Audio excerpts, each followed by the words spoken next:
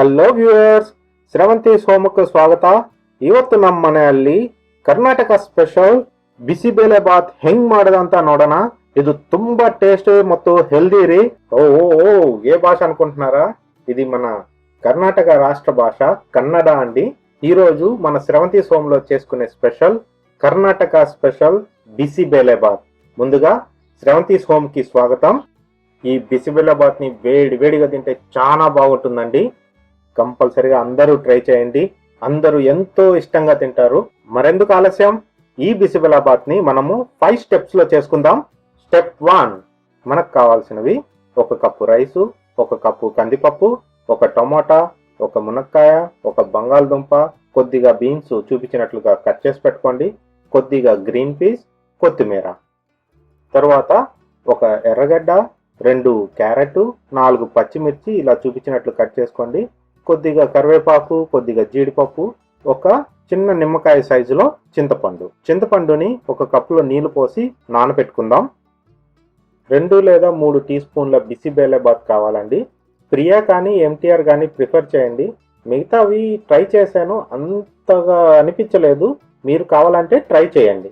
Step 2, బియ్యము కందిపప్పు బాగా కడిగి నానబెట్టుకోవాలండి. వాటరు 1:4 వేసుకోండి. 2 గ్లాసులు కందిపప్పు బియ్యం కలిపి వచ్చాయి కదా, సో 8 గ్లాస్ వాటర్ పోసుకొని ఒక 30 మినిట్స్ 30 నిమిషాలు నానబెట్టుకుందాం. Half an hour నానిపోయాయి. ఇందులో 1 స్పూన్ పసుపు వేసి ప్రెషర్ కుక్కర్లో 4 to 5 విజిల్స్ వచ్చే వరకు కుక్ చేసుకుందాం.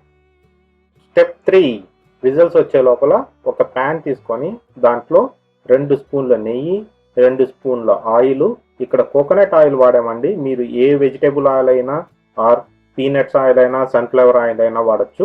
ఇందులో జీడిపప్పు దోరగా వేయించుకొని ప్లేట్లో తీసి పక్కన పెట్టుకుందాం.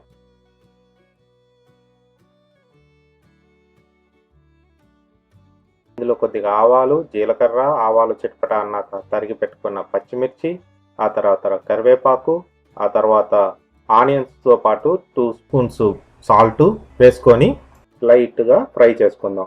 బాగా ఫ్రై అవ్వాల్సిన అవసరం లేదండి, కొద్దిగా దోరగా వస్తే సరిపోతుంది. ఇప్పుడు టొమాటోస్ని యాడ్ చేసుకొని ఇంకొంచెం ఫ్రై చేసుకుందాం. చూసారు కదా, ఇలా ఫ్రై అయ్యాక మనం తరిగి పెట్టుకున్న కూరగాయలన్నీ దీంట్లో వేసుకుందాం. దీంట్లో చాలా రకాల కూరగాయలు వేసుకోవచ్చండి. ఇంకా నార్త్ సైడ్ కర్ణాటకకు వెళ్తే గుమ్మడికాయ కూడా వేస్తారండి. అది కొంచెం స్వీట్ టేస్ట్ని ఇస్తుంది. ఇక్కడ వంకాయలు ఆప్షనల్ అండి.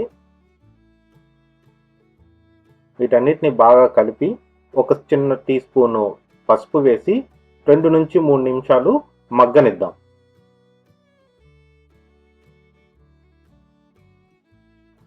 కొద్దిగా మగ్గాయండి. ఇప్పుడు దీంట్లో 2-3 గ్లాసులు వాటర్ పోసి బాగా తెల్ల కాగనియాలి, బాగా బాయిల్ చేసుకోవాలి. వాటర్ బాగా బాయిల్ అవుతున్నాయి. ఆల్మోస్ట్ వెజిటేబుల్స్ కూడా 50% కుక్ అయిపోయాయండి. ఇందులో మనం 2 నుంచి 3 టీ స్పూన్ల bisi bele bath, 1.5 spoon red chilli powder, కొద్దిగా ఇంగువ వేసుకొని బాగా కలుపుకొని ఇంకొక 3 to 4 మినిట్స్ బాయిల్ చేసుకుందాం.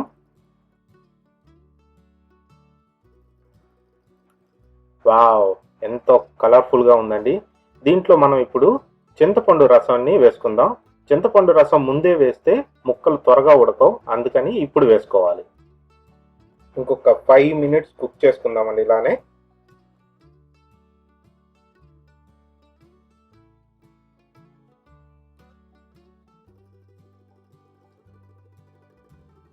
కూరగాయలన్నీ బాగా కుక్ అయిపోయాయండి. ఇప్పుడు స్టవ్ని లో ఫ్లేమ్లో పెట్టేసుకుందాం.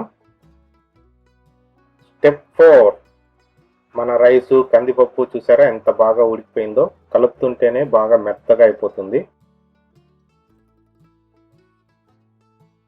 ఈ రైస్ని మనం ప్యాన్లో కుక్ చేసుకున్న గ్రేవీలో వేసి బాగా కలుపుకుందాం.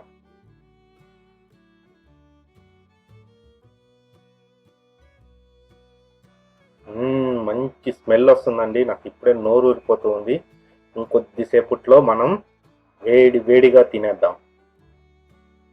ఇప్పుడు ఇందులో మనం ఫ్రై చేసి పెట్టుకున్న జీడిపప్పు, కొత్తిమీర వేసి కలిపేసుకుందాం.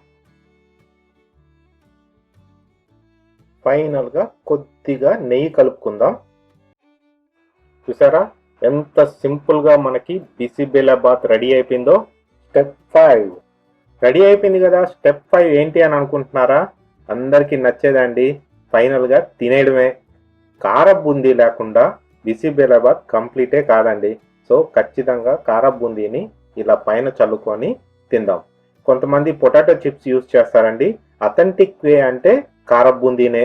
సో దీనిపైన మనకి నచ్చినంత కార బూందీ వేసుకొని తింటూ ఉంటే మధ్య మధ్యలో క్రిస్పీగా ఉంటూ రైస్ చాలా సాఫ్ట్గా అట్లా నోట్లో మెల్ట్ అయిపోతుందండి. ప్రతి ఒక్కరూ చాలా ఇష్టంగా తింటారండి. మీరు కూడా మీ ఇంట్లో ట్రై చేయండి. మీకు ఎలా వచ్చిందో మాకు కామెంట్స్లో తెలియచేయండి. మీకు ఈ వీడియో నచ్చినట్లయితే ప్లీజ్ లైక్ చేయండి, షేర్ చేయండి, కమెంట్ చేయండి, సబ్స్క్రైబ్ చేసుకోండి. నెక్స్ట్ వీడియోతో మరో కొత్త రెసిపీతో కలుద్దాం. Thanks for watching. See you.